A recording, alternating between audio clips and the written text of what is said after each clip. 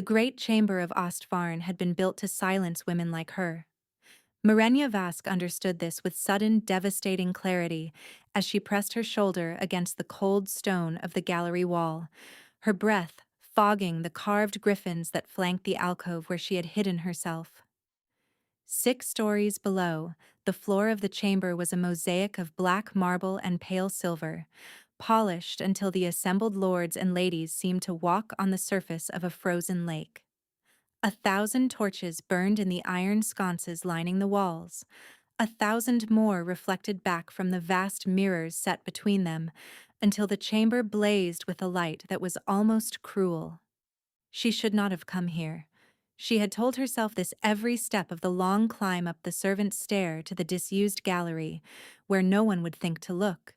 And still she had kept walking, because the alternative was to sit alone in her chamber for 1 more hour, waiting for a message that would never come.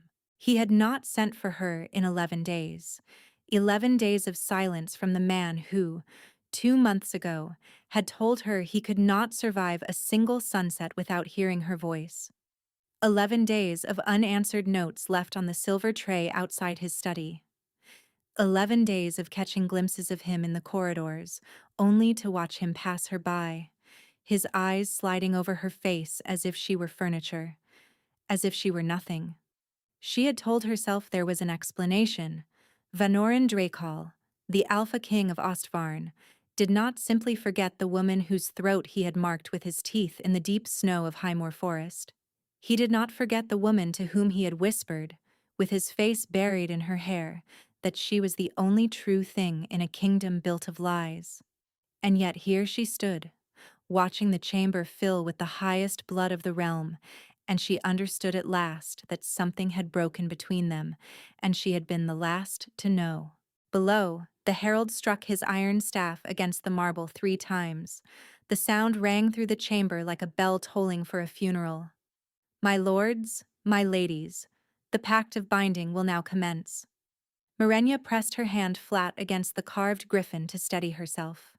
Her other hand had drifted, without her permission, to rest against the smooth fabric stretched across her stomach, where for 9 weeks now she had carried a secret she had not yet found the courage to tell him. That was not entirely true. She had stood outside his study 7 different times. The 7th, 8 days ago, she had finally raised her hand to knock, and through the heavy oak, she had heard the voice of Counselor Iskareth saying, "The Vask girl is becoming a complication, my king. The southern lords have noticed. You will have to be seen to dismiss her." And she had heard Vanoran answer in a voice she did not recognize, "I know." She had walked back to her chamber with her hand pressed to her mouth so that no one in the corridor would hear her weeping. Now, 11 days later, she had her answer. The herald struck his staff again. "Approach, my king." Vanoran Drakal stepped through the great archway, and Marenya felt her heart stop in her chest as if a fist had closed around it. He was wearing the ceremonial black, the high collar embroidered with silver thread, the long coat that fell to his knees, the heavy chain of office across his shoulders. His dark hair had been brushed back from his face, exposing the sharp line of his jaw, the cold beauty that had always made men step aside in corridors without knowing why they did it. Once, 3 months ago, he had come to her chamber in this same coat. He had pulled the silver chain over his head and dropped it onto her dressing table and said, "I hate this thing. It weighs on me like every dead king who wore it before." And then he had laid his head in her lap and let her smooth his hair until he fell asleep. The man walking through the chamber now did not look as if he had ever rested anything in any woman's lap. His face was a mask. Beautiful, remote, untouchable. He nodded to lords as he passed them, but the nods were perfunctory, the eyes distant. He was performing the role of king the way an actor performs a role he has memorized too well, and Marenya, who had spent 100 nights mapping every expression his face could make, knew with absolute certainty that he was not present in his own body. That should have given her hope. But hope was a luxury she had run out of 3 nights ago. The great doors at the far end opened. Sereth of House Corvell was 23 years old, the only daughter of the most powerful southern lord. Her gown was the color of fresh snow at dawn, embroidered with thread that caught the torchlight like spilled mercury. Her hair, the deep red of polished copper, had been braided with white pearls. She walked the length of the chamber with her chin high, and when she reached the foot of the dais, she lowered herself into a curtsy so deep that her gown pooled around her like spilled cream. Marenya watched Vanarin's face. He looked down at the woman kneeling before him, and his expression did not change. It was not coldness. Coldness was an emotion.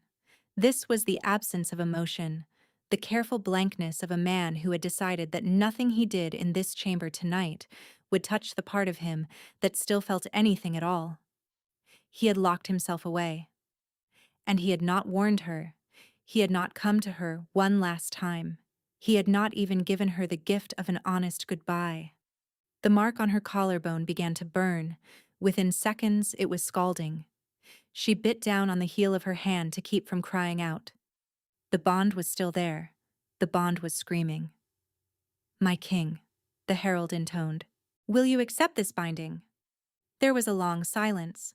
Long enough that for one wild, hopeful, devastating second, Marenya thought he might refuse.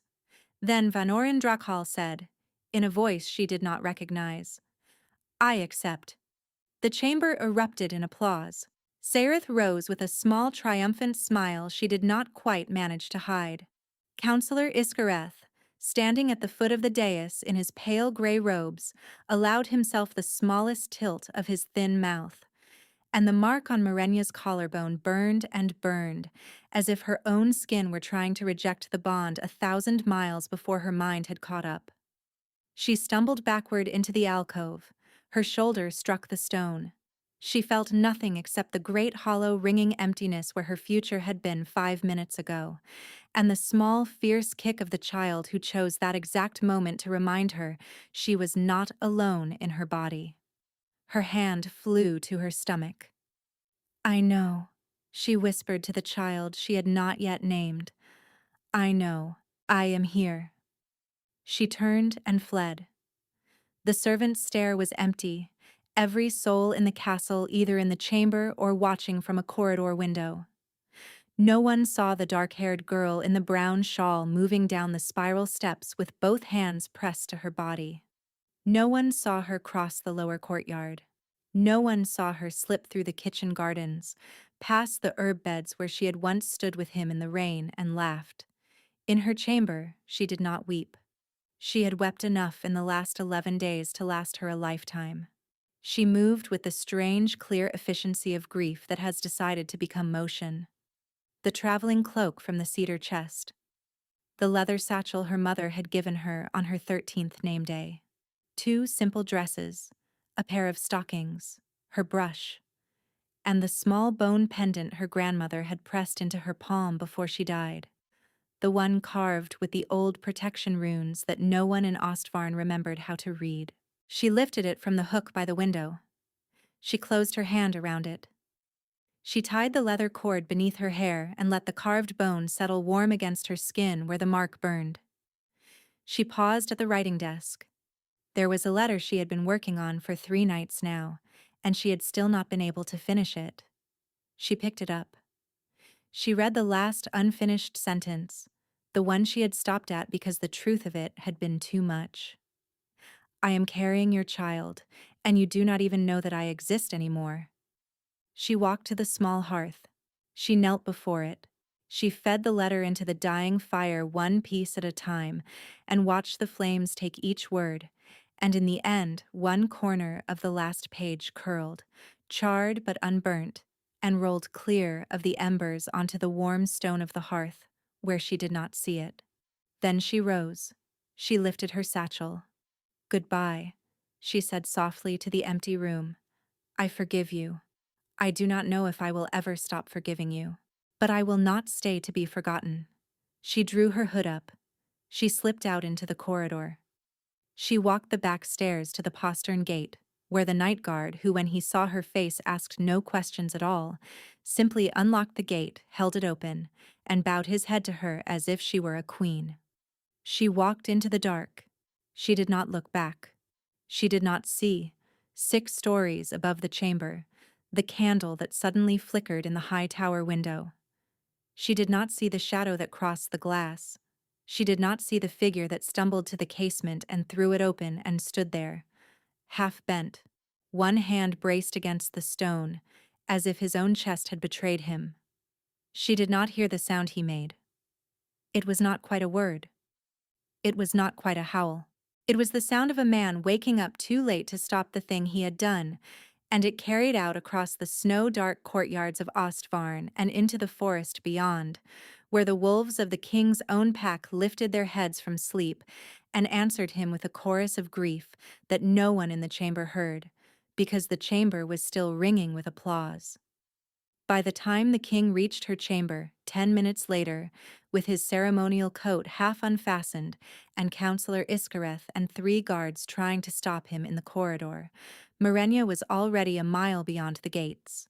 The fire on her hearth had burned down to embers, and there on the warm stone, the only thing left in the room that had been hers, lay one small charred corner of a letter, with a single line of her hand still legible across it. He sank to his knees on the floor of the empty chamber. He read it. And the howl that came out of him then was not a man's sound at all. The fishing village of Bray Eithlin sat at the place where the great northern fjord narrowed into a black ribbon of water before opening again into the open sea. 5 months after the night she had walked out of Ostvarn, Marenya Vask had become the woman who lived in the cottage at the end of the cliff path, who came down to the harbor twice a week to trade healing teas for fish and bread, and who never spoke of where she had come from. The villagers called her Wren. It was the name she had given them on the night she had stumbled out of the snow with her hood pulled low and her hand pressed to her stomach, half frozen and entirely silent, and the old fisherwoman Tova Halberin had taken her in without asking the questions a less wise woman would have asked. Tova had given her broth. Tova had given her a bed. Tova had let her cry through the entire first night without saying a word, and then in the morning had simply said, "There is a cottage at the end of the cliff path that has been empty for 6 years, and the village could use a healer who knows her herbs." That had been 5 months ago. The cottage had a thatched roof that needed mending, and a single window that looked out across the black water of the fjord. There was a small herb garden that someone had once loved and then abandoned, which Marenya had spent the autumn coaxing back into life. She was 24 years old. She had lost almost everything she had ever loved, and she had survived. She was now in her 7th month, and her body had become something she did not entirely recognize, a slow, heavy fullness she carried with the same stubborn patience she carried everything else. Sometimes, when she lay in bed at night with her hand pressed to her stomach, she could swear she felt the kicks coming from 2 different places. She had asked Tova about it once, casually, and Tova had looked at her for a long moment with eyes the color of wet slate and said only, "Some carry one. Some carry more. The body knows." Marenya had not asked again. She did her work. She delivered babies. She set broken bones. She walked the cliff path morning and evening, the wind tearing at her cloak, the salt smell rising from the rocks below. She slept badly, and every single night without fail, she dreamed of him. The dreams were worse than the days. In the dreams, he was not the cold man on the dais. In the dreams, he was the Vanoran she had first loved. The one who used to come to her in the herb garden after council meetings with his eyes hollow from too many lies. The one who used to bury his face in her shoulder and breathe her in like she was the only clean thing in his life. In the dreams, he wept. She would wake with her face wet, and the mark on her collarbone burning so hot she could not lie down again. She would sit by the window with her hand pressed against the bone pendant her grandmother had given her, and she would understand that whatever bond she had believed was broken in the chamber of Ostvarn had not in fact been broken at all. She did not let herself think about what that might mean. If she thought about it, she would have to consider going back, and she could not go back. It was the 11th day of the 3rd month of spring when the news came. She was in the harbor market when she heard the children shouting. There was a ship in the bay. A trading ship from the south. The first of the season. Half the village abandoned what they were doing and ran for the harbor wall, and Marenya, after a moment's hesitation, followed them. The captain was a thick-bearded man named Halvar, who had a voice like a sea storm. He stood on the harbor wall and told them the news of the kingdom. The harvest had been thin. There had been a fire in the great library at Carthen, and then, almost as an afterthought, his voice dropping into the low conspiratorial tone of a man passing along a tale he was not entirely sure he believed, he said, "And of course, there is the king." Marenya, standing at the back of the small crowd, went very still. "What of him?" said one of the village men. Halvar shook his head slowly. "Worse, every month. The whole court is on edge. The binding bride sits in her wing of the palace and weeps, because he will not see her. They say he has not slept properly in 5 months. They say his wolf is taking him over. He has torn apart half the eastern provinces searching for someone. A girl vanished from the palace the same night as the binding ceremony, and the king has been hunting her ever since. He will not say her name, even to his own counselors, but he has offered 50,000 gold to any man who brings him word of where she is." The basket slipped from Marenya's hip. She caught it just before it fell. She forced a smile and stepped back from the crowd as quickly as she could.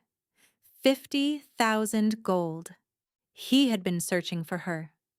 Through 3 winter passes and across half a kingdom. He had not slept. He had been losing himself to his wolf. He had offered a fortune for her name and refused to speak it himself. And now, walking back toward the cliff path, Marenya finally allowed herself to think the thing she had not allowed herself to think for 5 months. What if she had been wrong? What if the cold mask on the dais had not been the truth? What if something had happened in the 11 days of silence? Something she did not know about, that had made him do what he had done. The child kicked, sharply, twice on opposite sides of her belly. Marenya pressed both hands to her stomach and bent forward over them. "I do not know," she whispered. "I do not know what to do." She walked back to the cottage slowly. She did not light the fire. She sat at her small table and watched the gray afternoon fade slowly into evening. She had decided she would stay where she was when she was reaching for the kindling and the dog began to bark. It was the hoarse, sharp, frightened bark of an old animal that had not barked at anything in a long time. The dog belonged to her nearest neighbor, half a mile down the cliff. The bark came again. And then, beneath it, a different sound. A long, low, rolling howl. A wolf in the cliffs above Bray Eithlin, where there had not been a wolf in living memory. Marenya's mark went so hot she gasped. The howl came again. Closer. It was not just a wolf. It was his wolf. She knew it the way her body knew which way was up. She knew it because the bond inside her chest was singing so loud that she could hardly hear her own heartbeat. He was here. Somehow, after 5 months of searching, he was here. There was a soft knock on the door. It was not the knock of a wolf. It was the knock of a man. A man's voice, low and unfamiliar, said through the heavy wood, "Mistress, forgive me. My name is Kalorn Veshten. I am the first captain of the Drakal Guard. I mean you no harm, and I am not alone. May I please come in?" Marenya stood in the middle of her cottage with one hand on her belly and the other on the iron poker by the hearth, and she understood that her quiet life had just ended. She walked to the door. She opened it. The man on her threshold was not what she had expected. He was tall, but his hair was the soft pale gray of beach stones, and his eyes were a quiet hazel, and his face was older than she had thought it would be. He wore a heavy traveling cloak over plain dark wool, no insignia. His hands, when he raised them slowly to show her they were empty, were the scarred hands of a man who had spent his life in service to violence and survived it. "Mistress Wren," he said. "Or, if you will permit me, Lady Morenia." The use of her real name should have terrified her. It did not. Something in his face told her this was a man who had been carrying something heavy for a long time and had finally arrived at the place where he could put it down. "You should not be here," she said. "No. I came alone, in plain dress, by a route none of my men know. My king does not yet know I have found you. He does not know I have been searching for you on a different track than he is. I have been ahead of him by perhaps a week for the last month, and the only reason I am still ahead of him is because his wolf is, at present, not entirely under his control." The mark on her collarbone burned so hot it made her eyes water. "Why?" she whispered. "Because you are owed the truth before you see him again. Because what was done to him 5 months ago was also done to you, and you were not told. Because if my king finds you before you understand what happened in the chamber that night, you will look at his face and see only what you saw in the gallery, and it will destroy something in him that I am not certain I can put back together a second time." The world tilted very slowly around her. "May I come in, please?" She stepped aside. He moved into her small cottage with the careful courtesy of a man entering a temple. He waited until she had lowered herself into the chair by the hearth, before he lowered himself slowly to one knee. "Lady Morenia, just Morenia, please. As you wish." 11 days before the binding ceremony, my king began to behave in ways that were not consistent with the man any of us had served. He grew distant. He stopped sending for the people he was closest to. He spoke only to Councillor Iskareth and to Lord Corvell and to the southern delegation. We assumed he was buckling under the weight of the binding decision. We were wrong. She closed her eyes. On the night of the binding, the king walked into that chamber and accepted Sereth of House Corvell in the formal pact, and walked out. And within the hour he came tearing down through the lower corridors, calling your name. I stopped him myself. He was not in his right mind. By the time we had calmed him enough to speak, he was on the floor of your chamber with the embers of your fire still warm in the hearth and the burnt corner of your letter in his hand. And he did not know how he had got there. She opened her eyes. The room had gone blurry. He did not remember the binding. He remembered 11 days of fog, of feeling as if he were watching himself from the bottom of a deep well. He remembered Councillor Iskareth bringing him cups of a dark spiced wine every evening, and he remembered the wine tasting strange the last few days, and he remembered nothing else. "Drugged," she whispered. "We believe so. We have not been able to prove it." The kitchen master who served the wine vanished from the palace 2 nights after the binding and has not been found. We have suspicions. Lord Corvell wanted his daughter on the throne for 15 years. Councillor Iskareth has loathed your existence at court since the first night the king brought you out of the kitchens. She was shaking. She pressed her hands flat against the curve of her belly and felt the child kick once, twice, sharp against her palms. "Why you are telling me now," she said. "Because for the first 6 weeks after the binding, we did not know if you were alive. The king tore the eastern provinces apart looking for you. By the time we understood that you had simply walked, alone, into the snow, my king had become someone the court could no longer fully manage. And then, 3 weeks ago, the Corvells made a move that changed everything. He drew out a folded letter, sealed in deep red wax that had been broken. He laid it on the small table.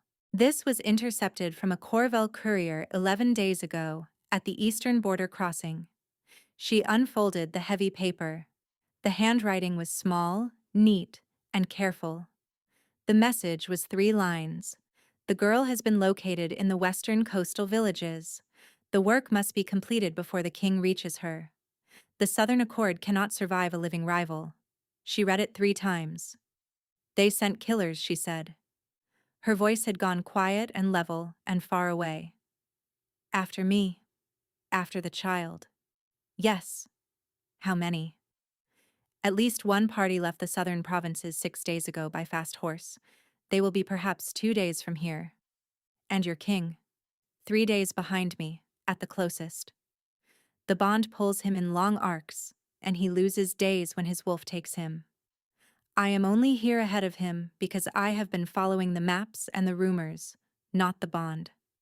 The question, mistress, is whether he or the Corvel killers reach this cottage first. Marenya looked at her own hands resting on the curve of her belly. What do we do? We wait. We watch. I have 2 of my own men camped a half-mile down the coast. We hope, mistress, that the king's wolf has remembered enough of who he is to fight on the right side. She let out a small exhausted breath that was almost a laugh. That is a great deal of hoping, Captain Veshten. I have been doing it for 5 months. I have gotten quite good at it. She looked at this strange older man who had ridden across half a kingdom alone, ahead of his own king, to give her the truth before anyone else could find her, and something inside her shifted. Sit. I will make us tea. She rose. She set the kettle over the fire. Her hands were perfectly steady. She did not understand why. The kettle began to sing.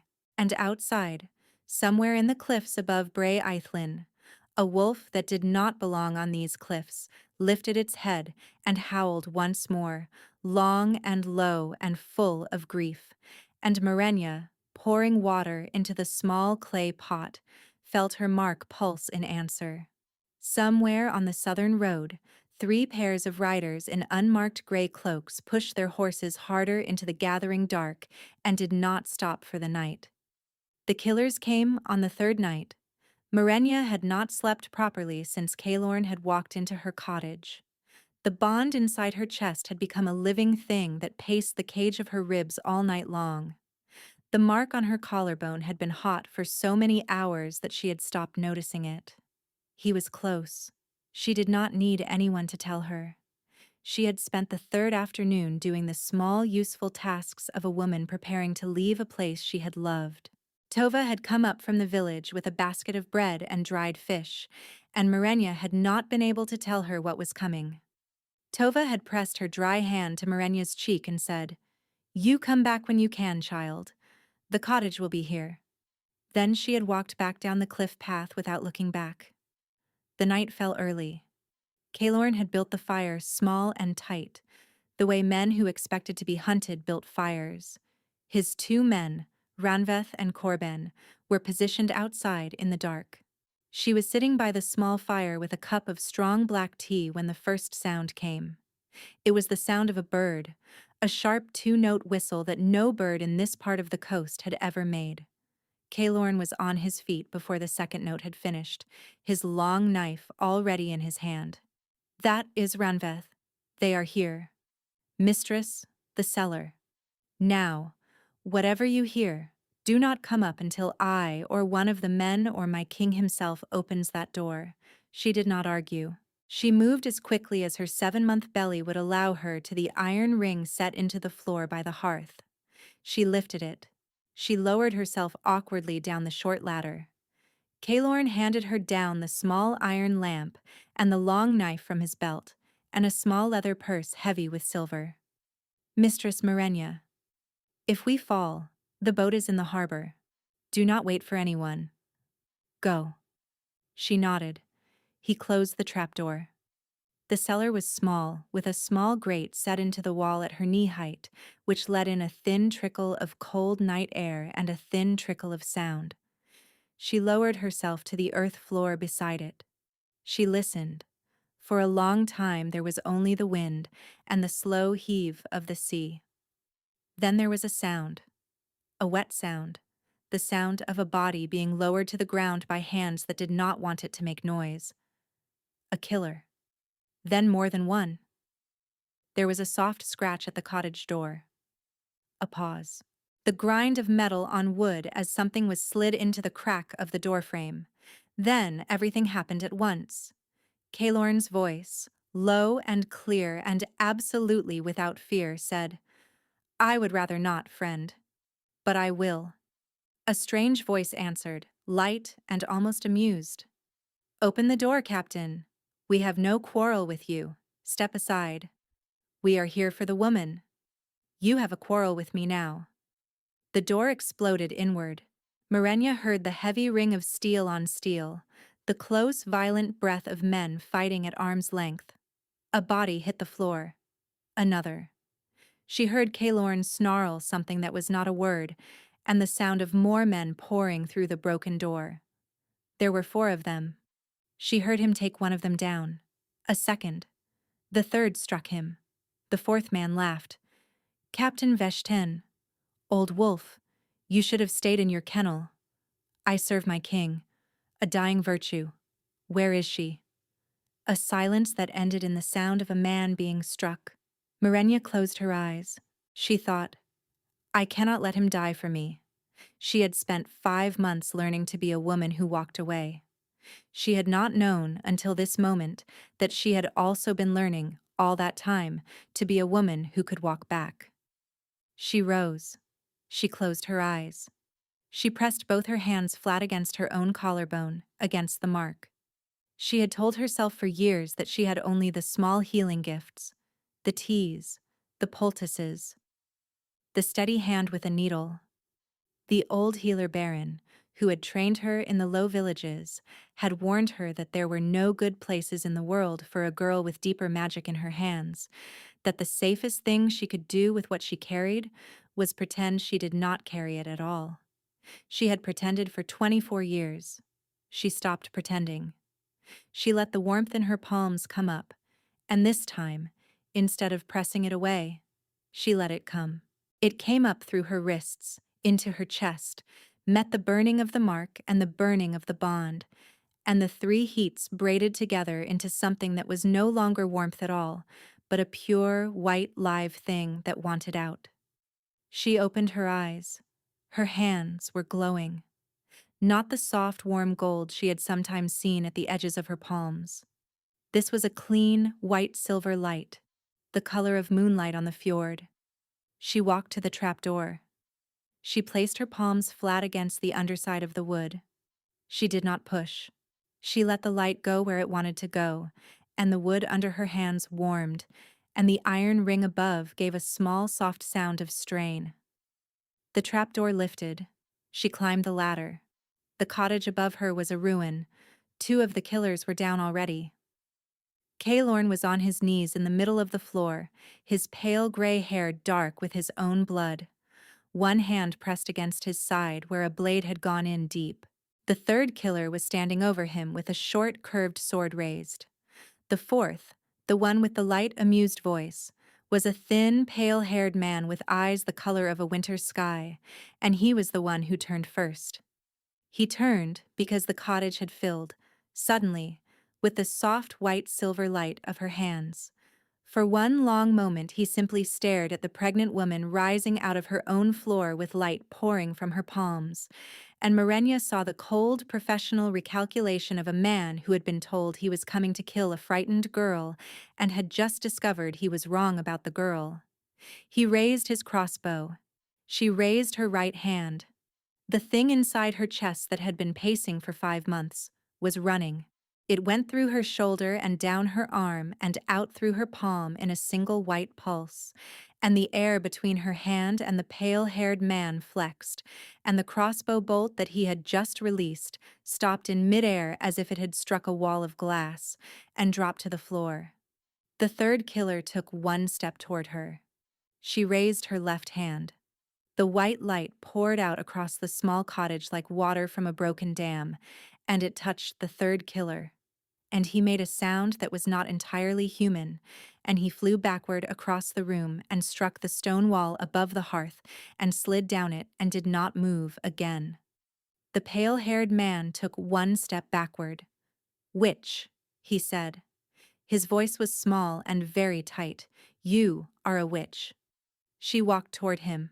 The child kicked once, twice, 3 times, sharp and steady. And Mirenya understood with sudden clarity that the child was helping, that whatever was in her hands was not entirely hers alone. He turned. He ran for the door. He did not reach it. The forest at the cliff edge above the cottage made a sound like a great old tree splitting. A black shape, enormous, came over the top of the cliff path in a single long bound and was at the broken door in 3 more. And it took the pale-haired man across the threshold of the cottage in its jaws, as if he weighed no more than a sack of grain. There was a sound. It did not last long. The black shape dropped the body of the pale-haired man at the edge of the herb garden and turned its head, and its eyes, the color of a forge fire seen through smoke, found her. It did not move. It stood in the doorway of her ruined cottage, this creature that was bigger than any wolf had any right to be. The white silver light still poured from her hands. The bond inside her chest was not a wolf in a cage anymore.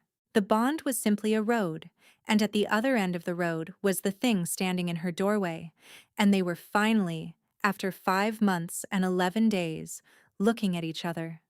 The black wolf made a sound, not a growl.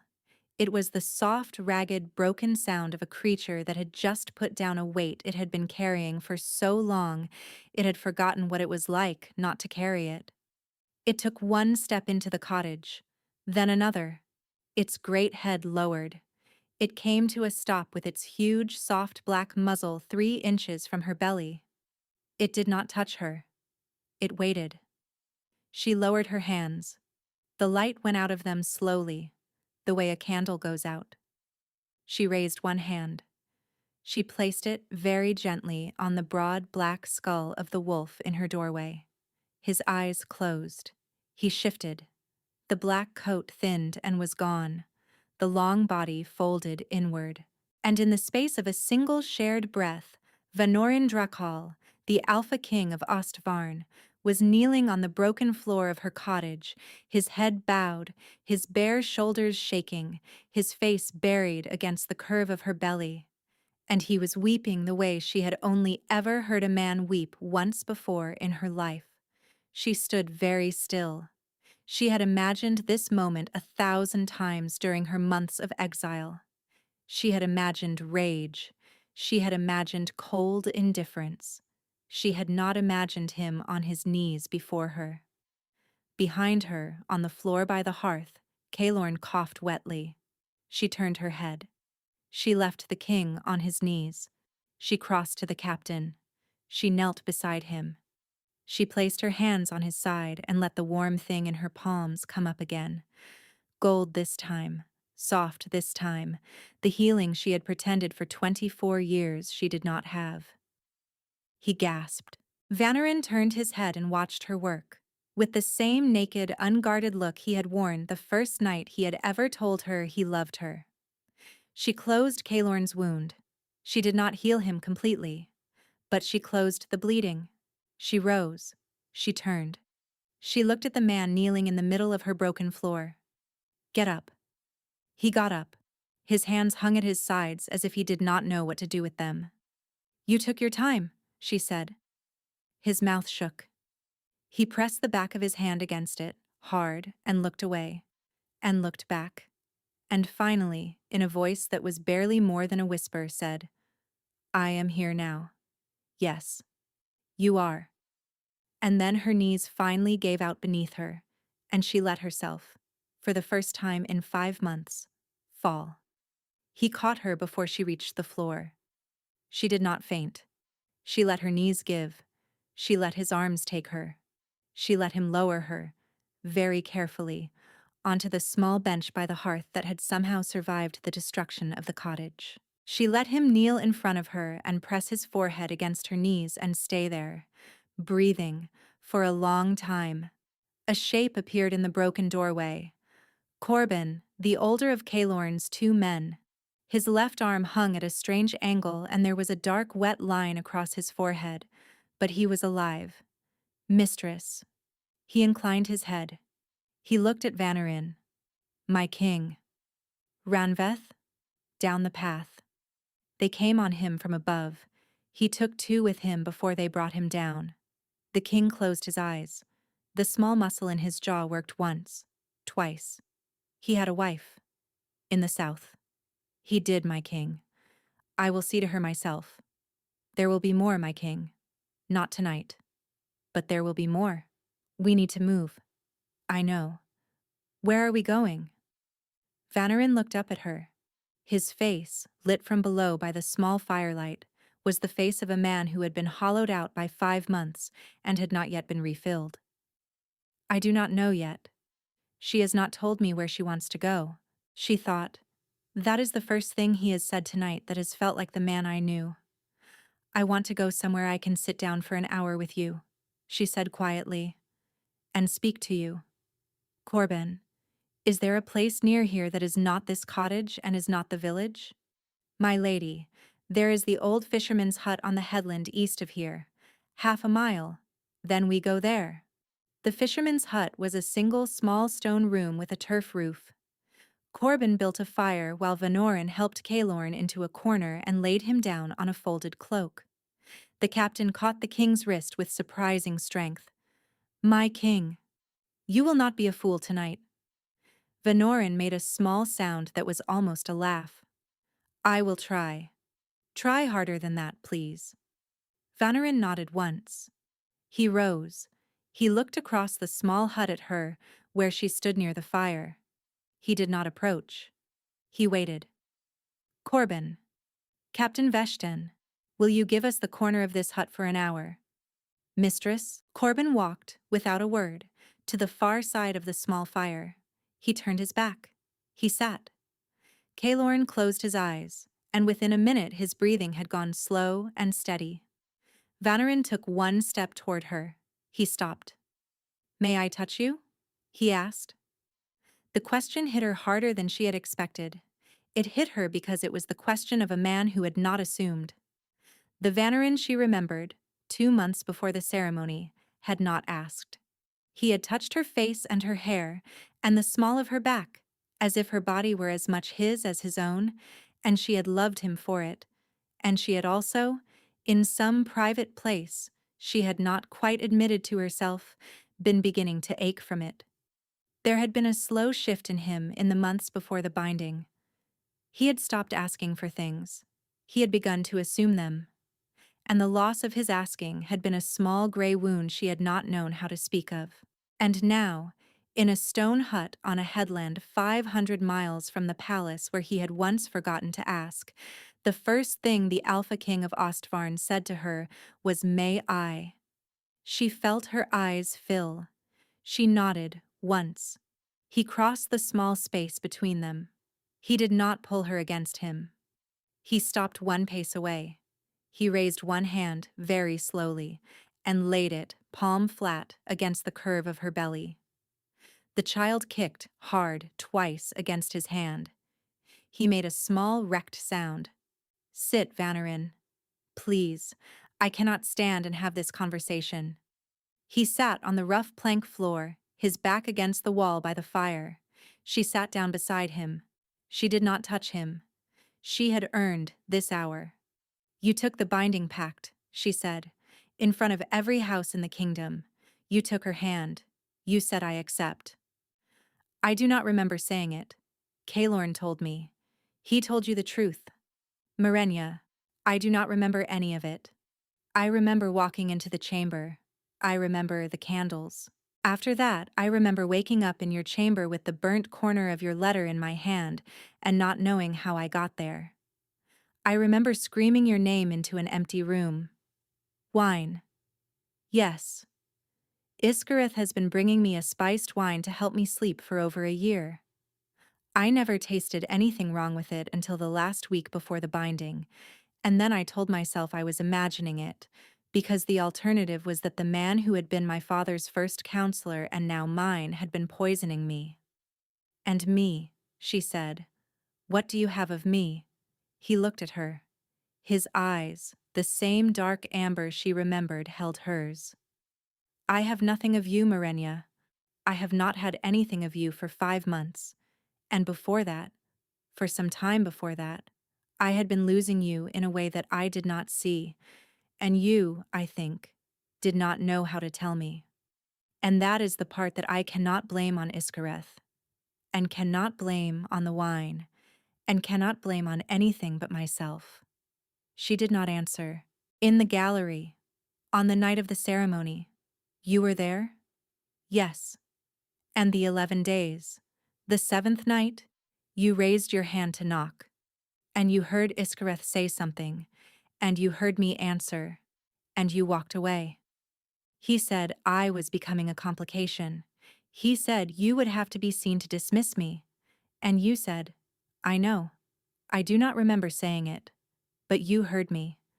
And whether the man in the chair was me, or was the man Iskareth had been growing in my skin for a year on a cup of wine every night, the thing that cracked in you when you heard it was not made by Iskareth. It was made by the 11 days before that, when I stopped sending for you, when I walked past you in the corridors as if I could not see you. The wine did all of that, Marenya. But the wine and Iskareth could not have done all of that if there had not been somewhere in me, by then, that was tired enough of you to let them. He sat with his back against the cold stone wall, and after a long time he said, in a voice she had to lean closer to hear, You are right. I am not going to pretend the wine made me a man who did not have to ask. I had stopped asking before the wine.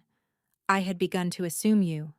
I had begun to use you the way a man uses a hearth, as a thing you come back to in the cold and warm yourself against, and do not think about when the room is warm. I had begun to think that because the bond was there, and because you had said yes to me in the high meadow 2 years ago, that you would always be there, no matter how I treated the days. I do not know when I started believing that. I only know that by the time Iskareth's wine began to do its work, the work was easier than it should have been, because the man it was working on had already been making himself smaller toward you for months, and I had not even noticed I was doing it. A small sound came out of her that she could not stop. I took you for granted, he said. The words came out flat and clear and absolutely without excuse. I, who had been given the rarest gift any wolf in 3 generations had been given. I took you for granted. I let myself stop seeing you, and the fact that another man poured poison into my cup does not undo the fact that he found a hand willing to lift the cup. The hand was mine. She wept.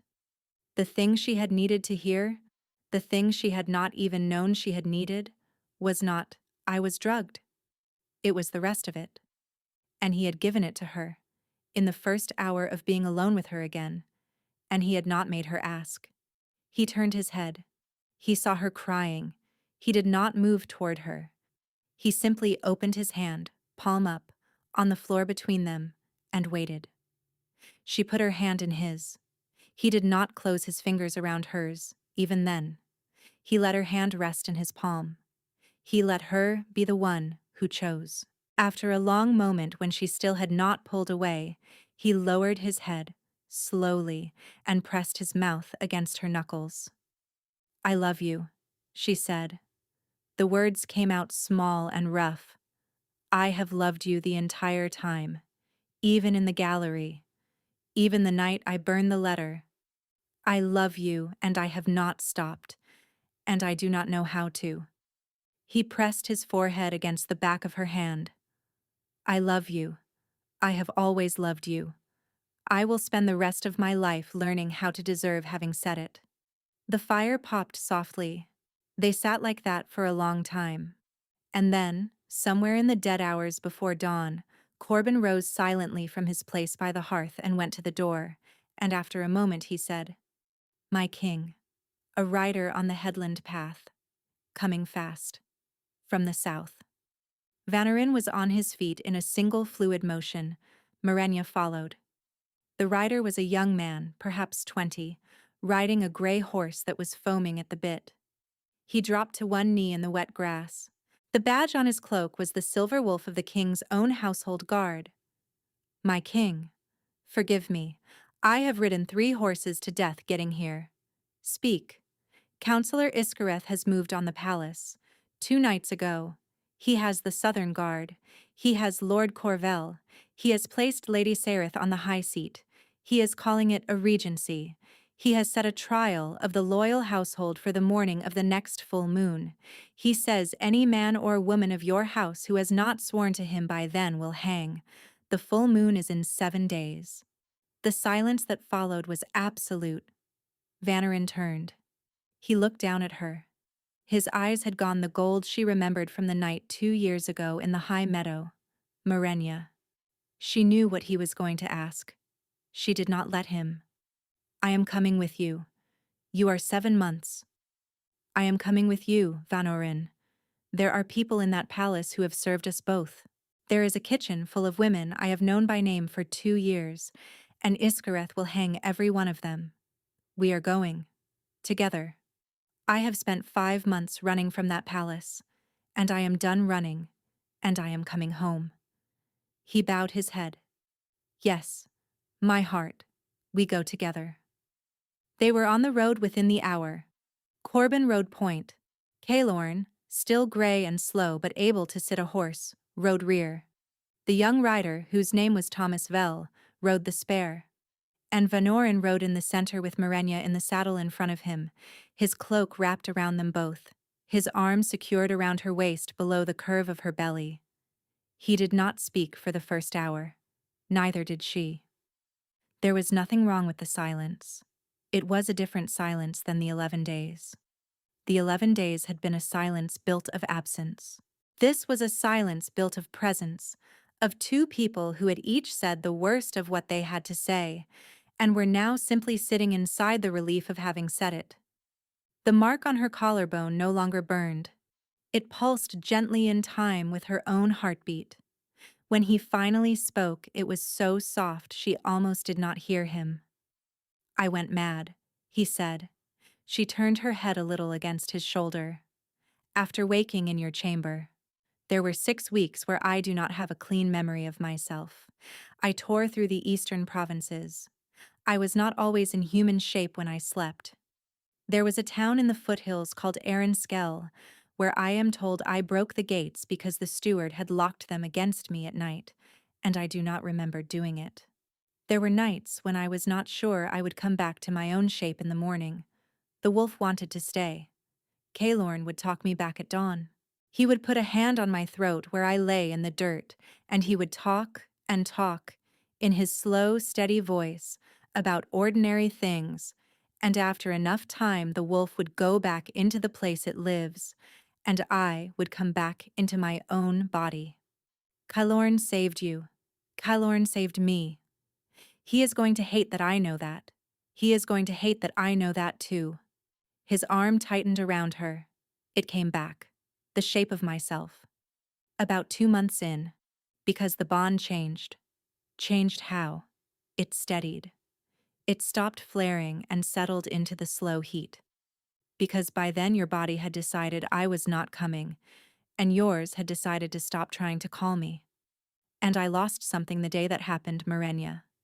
I lost the loud sense of you. And in the quiet, I started to be a man again. She thought about the slow change she had felt in herself in those same weeks, the night she had stopped expecting to wake up and find him at the door.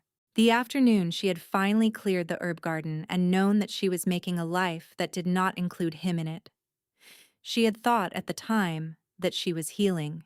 She thought now that she had been giving up. She thought, and the moment I gave up, you came back to yourself. There is something I have not told you, she said quietly. His arm did not tighten. He had learned in the hut to wait.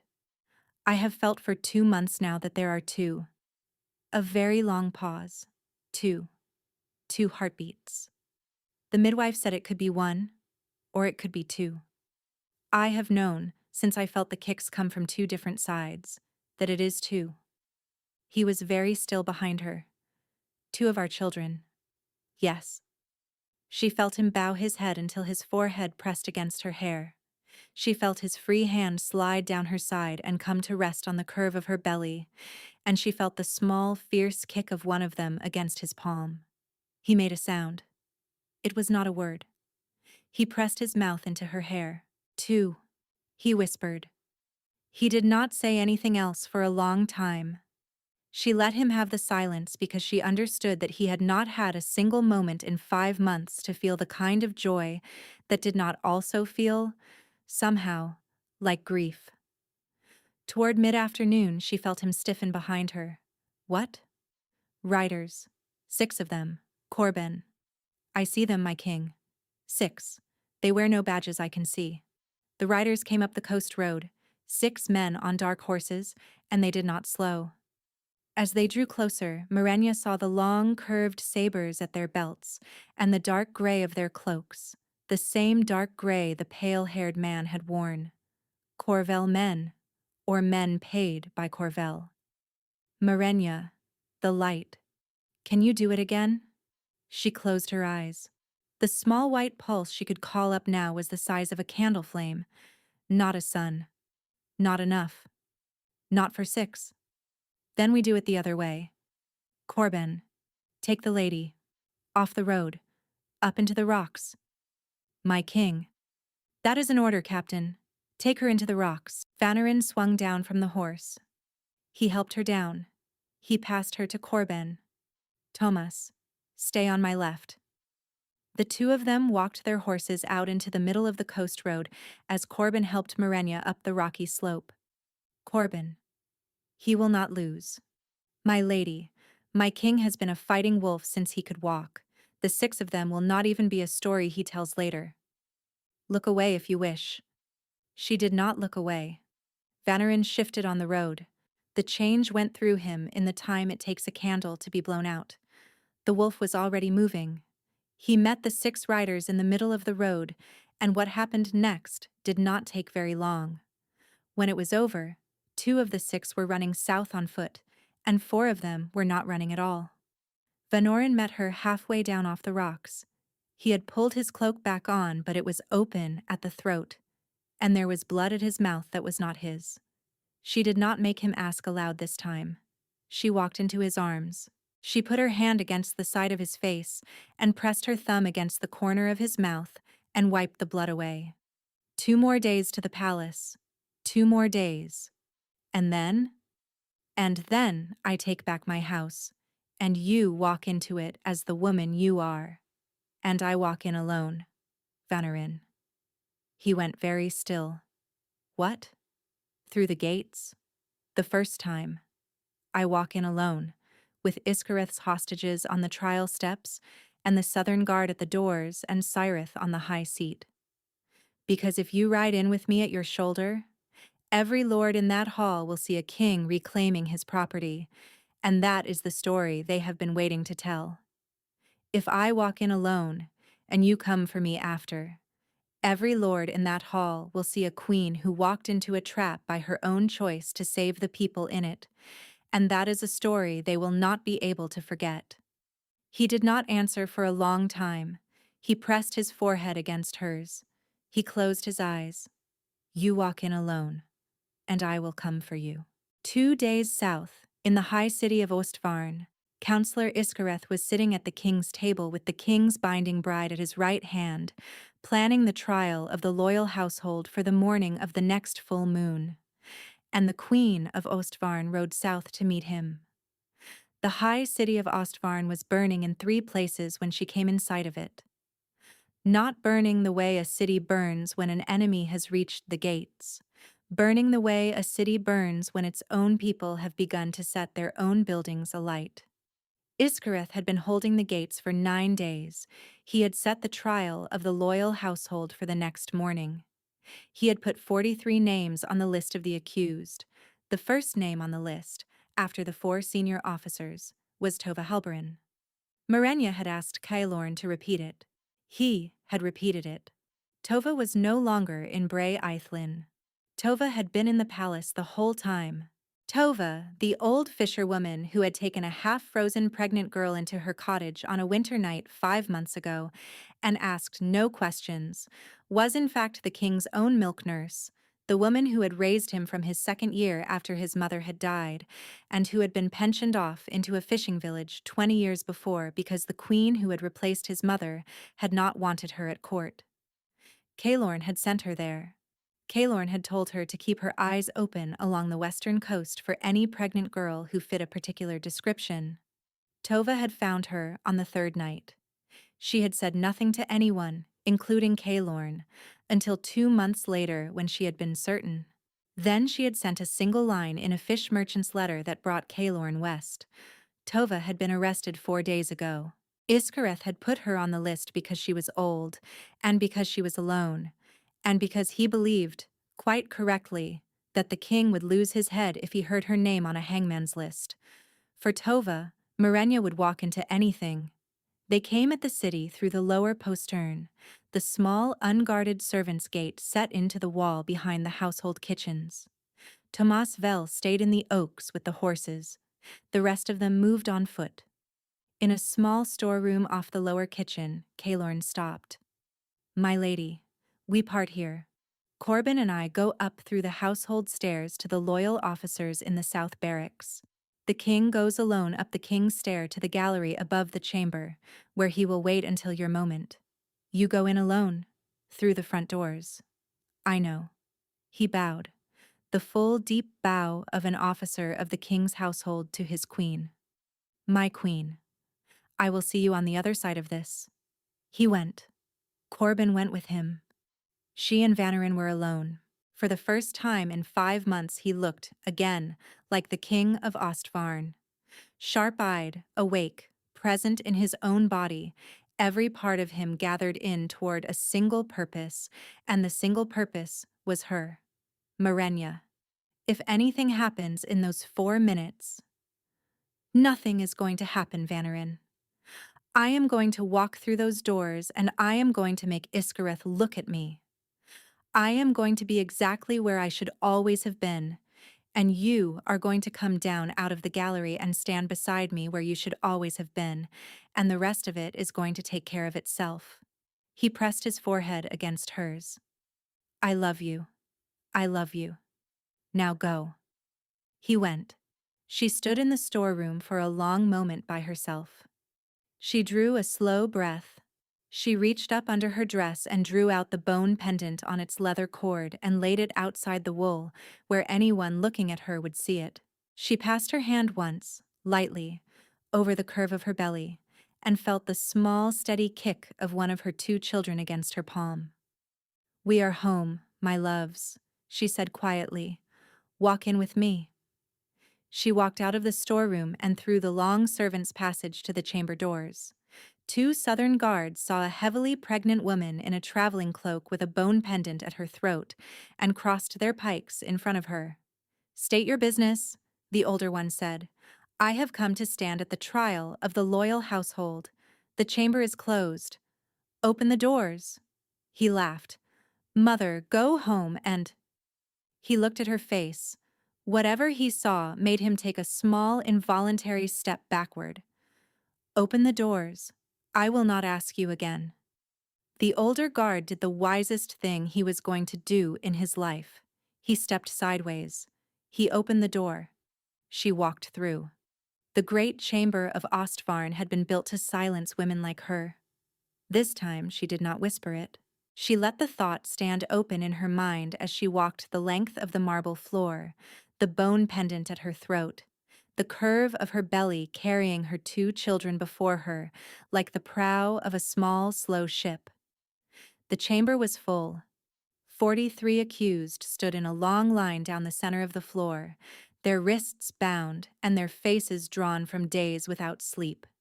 Iskareth, in the pale gray robes of his counselor's office, sitting in the chair to the right of the throne. Lord Corvel, in his deep green and silver, sitting in the chair to the left. And on the high seat itself sat Cyrith of House Corvel, thinner than she had been on the night of the binding, her gown the color of dried blood. Marenya looked at her, and she felt, against all expectation, a small painful flicker of something that was almost pity. She did not let it stop her. She walked. She saw Tova at the front of the line. The old woman's hands were bound. Her gray hair had come loose from its braid. Her mouth, when she saw Marenya, opened, and a small, soft sound came out of it. Marenya did not let her own face break. She walked.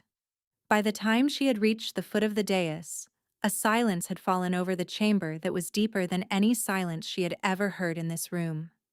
Counselor Iskareth, Marenya said. Her voice carried. Lady Vask, you are not expected.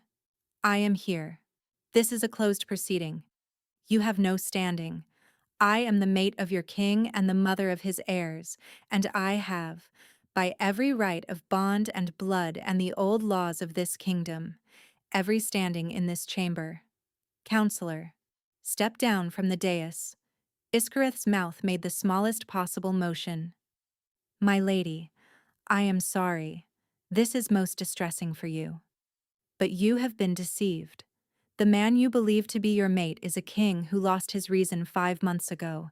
The kingdom is now under regency. Your child is the child of a sick man and has no claim. The kindest thing this chamber can do for you is to take you into the household, see to your confinement, and ensure that you are cared for through the birth and after. He had done it well. He had taken every truth she had walked in carrying and turned every one of them inside out, and any lord in the chamber who had not been certain 10 seconds ago which way to lean was now leaning, very slightly, his way. She drew a breath. Counselor, look at me. He looked at her. She raised her hands. The light came when she called it. It rose. It came up out of her chest and out through her palms in a slow, controlled bloom, and it filled the air around her like the light of a small, clean dawn. It lit the curve of her own belly, where, beneath the wool, a second light had begun to glow, the unmistakable glow of 2 small bodies that had not been born yet but were, very clearly, awake. The chamber made a sound, 40 mouths drawing breath at once. Iskareth stepped backward. His pale, narrow face had finally gone the color of his robes. My lords and ladies of Ostvarn, I am Marenya Vask. I was kitchen girl in this palace until 2 years ago, when your king found me in the herb garden and asked me my name. I am the bearer of his claiming mark. I am the carrier of his children. I am the woman this man behind me has spent 5 months trying to have killed in my bed. 3 days ago, his agents murdered a man named Ranveth Holvin in the line of his duty. Look at the light, my lords. There has not been a queen of Ostvarn in 5 generations who carried it. Read your old charters tonight. Then look at this man, and ask yourselves what kingdom you thought you were saving when you walked into this chamber. Lord Corval sat back down very slowly. Iskareth raised one hand. My lady, you are not well. The southern guards along the north wall began to move toward her. The first guard reached her. He never touched her. The Black Wolf came down from the high gallery in a single drop. He had been waiting in the dark of the upper window, and he came down 40 feet of cold air in the kind of leap that no wolf of any kingdom had any right to be able to make, and he landed on the floor of the chamber with a sound like a stone dropping into still water, and the southern guards moving toward Marenya were no longer a problem. The chamber descended into chaos. There was killing. There was Kalorn coming through the side door with 60 loyal officers at his back. There was Corbin at the chamber doors with the eastern barracks behind him. There was Iskareth, on the dais, drawing from inside his robes the small ceremonial knife that all counselors carried and were never meant to use, and lunging forward at her belly. The knife stopped a hand's breadth from her belly. It stopped because her hand was around his wrist. The white silver light had come up through her arm without her asking. The knife-flat face was, finally, afraid. You should have let me through the door, she said quietly. The Black Wolf was at her elbow, looking up at Iskareth. No, she said quietly to her king. Not him. Not today. The trial steps for the household tomorrow. He stands on them in their place. The Black Wolf made a low sound, an agreement. She tightened her hand. The bones in Iskareth's wrist gave way. The knife dropped to the marble. He dropped to his knees. She pulled him close until her mouth was at his ear. Tova Halberin. 43 names. The kitchen master. The wine. You will live, counselor. You will live long enough to walk up the steps in front of every soul who stood in this chamber tonight. That is the only mercy I am giving you, and it is more than you gave any of them. She let him go. Kalorn's officers took him. She turned to the high seat. My lady Sairith. Step down. Sairith stepped down. She walked across the marble floor with the careful steps of a woman who had been told for 5 months that this floor was hers. She stopped 2 paces from Marenya. She looked at the curve of Marenya's belly, and at the second light still glowing softly beneath the wool, and her own eyes filled with tears. I did not know. About the wine. About any of it. They told me he was sick. I waited for him, my lady. For 5 months I waited. Marenya thought, I do not have to like her, but I am not going to make my reign begin on her bones. You will leave the palace tonight. You will go to the convent at Vial-Saran in the high north. You will spend the next year there. At the end of that year, if you have learned anything about the men who used your name, you may write to me, and I will read the letter. Yes, my lady. Go. Sairith went. Marenya walked the few short paces to Tova Halbrin at the head of the line of accused. She knelt, awkwardly, with the help of Kalorn's hand at her elbow. She drew the long knife from her belt. She cut the rough hemp at Tova's wrists. The old woman caught her hands. Child. Child. Child. You knew. All winter. You knew. I knew. I am sorry. I would have told you, but I did not want you to leave my cottage before he found you. I love you. Child. You came home. The black wolf at Marenya's side shifted, slowly, in front of 40 witnesses, into the man. He pulled his cloak around himself. He knelt beside her, and he laid his hand on Tova's face, very gently. I told you, she said. I told you I would find her for you. You told me, Tova. He helped Marenya to her feet. He drew her against his chest. He wrapped his cloak around them both, and the chamber slowly filled with the sound of 43 loyal officers and household servants, and one old fisherwoman weeping at the same time. The completing of the bond happened 3 nights later, in the small chapel above the king's library, with no witnesses but Kalorn and Tova and Corbin and the 2 stars that came in through the narrow eastern window. He bared his throat to her. She set her teeth into the soft place at the curve of his shoulder. The bond, which had pulsed and burned and quieted and roared inside her for 5 months and 11 days, finally clicked into place like the closing of a door that had been left ajar her entire life. She felt every memory he had been carrying for 5 months. She gave him, in return, the moment in the gallery when she had heard him say, I know, through the study door. When it was finished, they sat together on the floor of the chapel, his back against the cold stone wall, her body curled into the curve of his, and they did not speak for a long time, because there was nothing left in either of them that needed to be said. Iskareth was tried at dawn 3 weeks later, and was hanged on the trial steps in the late afternoon. Lord Corvel was sentenced to exile in the cold marshes of the eastern coast. The kitchen master who had served the wine was found 6 months later, and was hanged beside the empty hill where Iskareth had hanged. Sairith of House Corvel wrote her first letter from Vial-Saran 9 months after she was sent there. After the 3rd letter, 18 months after the trial, the Queen of Ostvarn took up her own pen and wrote, Come south in the spring. We will speak. The twins were born 7 weeks after the homecoming, a boy and a girl. The boy was dark-haired and amber-eyed and quiet.